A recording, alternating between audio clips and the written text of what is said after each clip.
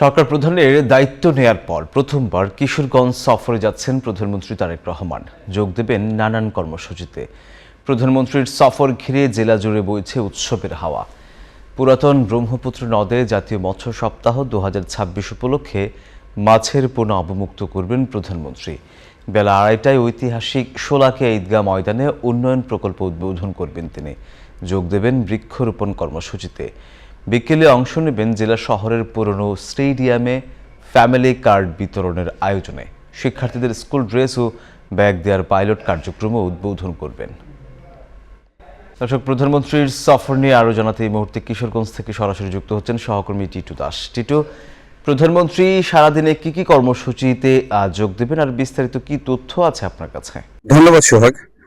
প্রধানমন্ত্রী তারেক রহমান আজ কিশোরগঞ্জে আসছেন। প্রথমেই তিনি পাকুন্দিয়া উপজেলার যে মির্জাপুরের যে ব্রহ্মপুত্র নদ রয়েছে, মির্জাপুর চেয়ারম্যান বাড়ি কাটে, সেখানে তিনি পোনা মাছ অবমুক্ত করবেন। তারপর তিনি কঠিয়াদি উপজেলায় একটি হ্যাচারি রয়েছে যেখানে মৎস্য প্রজনন হয়, এই কার্ভ হ্যাচারি পরিদর্শন করবেন। তারপর তিনি ফ্যামিলি কার্ড, তারপর তিনি জাতীয় মৎস্য সপ্তাহ উপলক্ষে জাতীয় মৎস্য সপ্তাহ উদ্বোধন 2026-এর যে প্রোগ্রাম আছে সেটির উদ্বোধন করবেন এবং সেখানে তিনি সারা দেশের মৎস্য উদ্যোক্তা যারা রয়েছে, মৎস্য উদ্যোক্তাদের মধ্যে 14 জনকে স্বর্ণপদক প্রদান করবেন।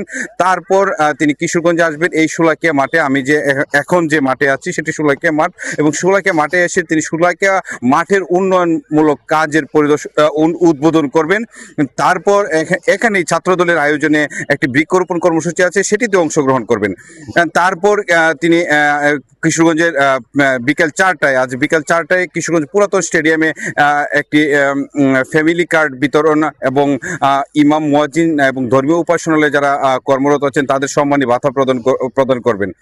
এই তার আগমনকে ঘিরে কিশোরগঞ্জে একটি আনন্দ উচ্ছ্বাস নেতাকর্মীদের মধ্যে বয়ে যাচ্ছে। তারা বলছেন যে তিনি আসার উপলক্ষে কিশোরগঞ্জের যে শিক্ষা, স্বাস্থ্য এবং বিভিন্ন সড়ক যে রয়েছে সেগুলোর উন্নয়নমূলক কাজ সেগুলো ত্বরান্বিত হবে এবং যারা কিশোরগঞ্জ ভৈরব ময়মনসিংহের এবং কিশোরগঞ্জ ভৈরবের যে রেললাইন রয়েছে, ময়মনসিংহের সড়ক রয়েছে, সেগুলো উন্নতকরণ করা হবে। এই ছিল কিশোরগঞ্জের শোলাকিয়া মাঠ থেকে আমার কাছে সবশেষ তথ্য। আমরা ফিরছি স্টুডিওতে সোহাগের কাছে।